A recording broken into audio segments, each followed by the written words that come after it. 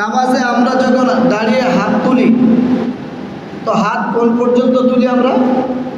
কান পর্যন্ত। দুটো হাত কান পর্যন্ত তুলতে হবে।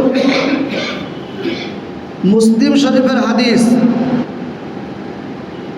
হযরত মালিক বিন হুয়াইরিস রাদিয়াল্লাহু তাআলা আনহু থেকে বর্ণিত, তিনি বলেন, আন্না রাসূলুল্লাহ সাল্লাল্লাহু আলাইহি ওয়াসাল্লাম কানা ইযা কাব্বারা রাফা ইয়াদাইহি হাত্তা ইউহাযিয়া বিহিমা উযুনাইহি।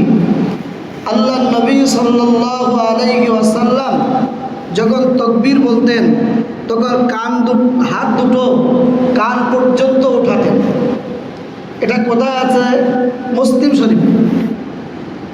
দ্বিতীয় হাদিস, আন ওয়াইল ইবনে হুজুর রাদিয়াল্লাহু তাআলা আনহু রাআইতুন নবিয়্য সাল্লাল্লাহু আলাইহি ওয়াসাল্লাম, আল্লাহর নবীর সাহাবী হযরতে ওয়াইল ইবনে হুজুর রাদিয়াল্লাহু তাআলা আনহু থেকে বর্ণিত, তিনি বলেন, আমি আল্লাহর নবী সাল্লাল্লাহু আলাইহি ওয়াসাল্লামকে দেখলাম, আল্লাহর নবী যখন তাকবীর বললেন, রাফা ইয়াদাইহি হিজা উযুনাইহি, আল্লাহর নবী তখন হাত দুটো কান পর্যন্ত উঠালেন।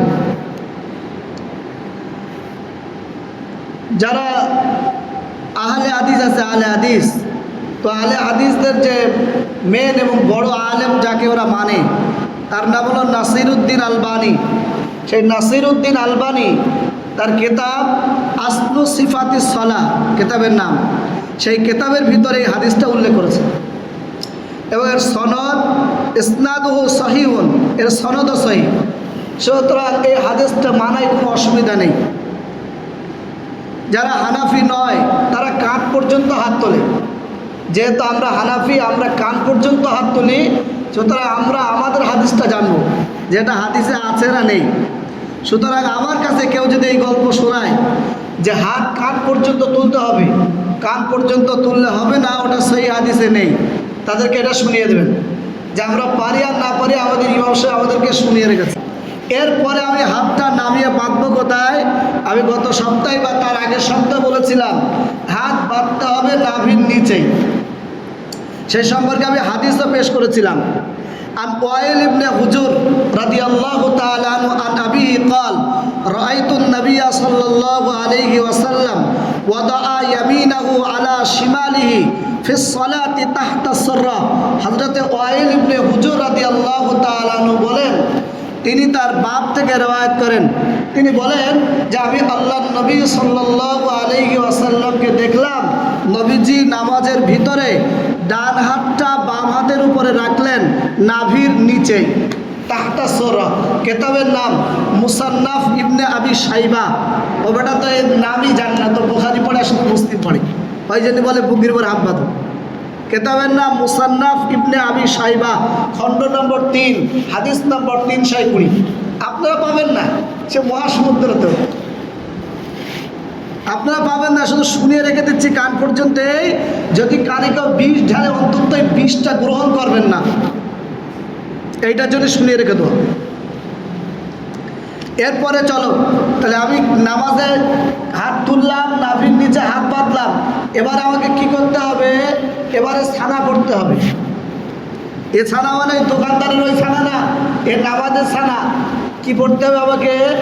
সুবহানাকাল্লাহুম্মা ওয়া বিহামদিকা ওয়া তাবারাকা ইসমুকা ওয়া তাআলা জাদ্দুকা ওয়া লা ইলাহা গায়রুক। হাদিসে আছে জি।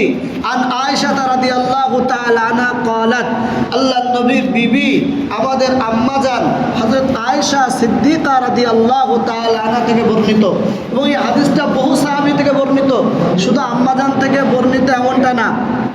আমরা এখানে যে হাদিসটি বলবো ওটা আম্মাজান থেকে রওয়ায়াত। হযরত আয়েশা সিদ্দিকা রাদিয়াল্লাহু তাআলা আনহা বলেন, কানান নবী সাল্লাল্লাহু আলাইহি ওয়াসাল্লাম ইজা ইফতাতাহা সালাহ, যখন আল্লাহর নবী নামাজ শুরু করতেন তো নবীজি বলতেন, ক্বালা সুবহানাকাল্লাহুম্মা ওয়া বিহামদিকা ওয়া তাবারাকা ইসমুকা ওয়া তাআলা জাদ্দুকা ওয়া লা ইলাহা গায়রুক। কিতাবের নাম সুনানে তিরমিজি, পৃষ্ঠা নম্বর 243। এছাড়াও অন্য আরেকটা সানা আছে, ওটা অন্য লোকেরা পড়ে, আমরা এই সানাটা পড়ি, এটা হাদিস থেকে দলিল। তাই তাহলে সানা পড়া আমার হয়ে গেল, এবার আমি কি করব?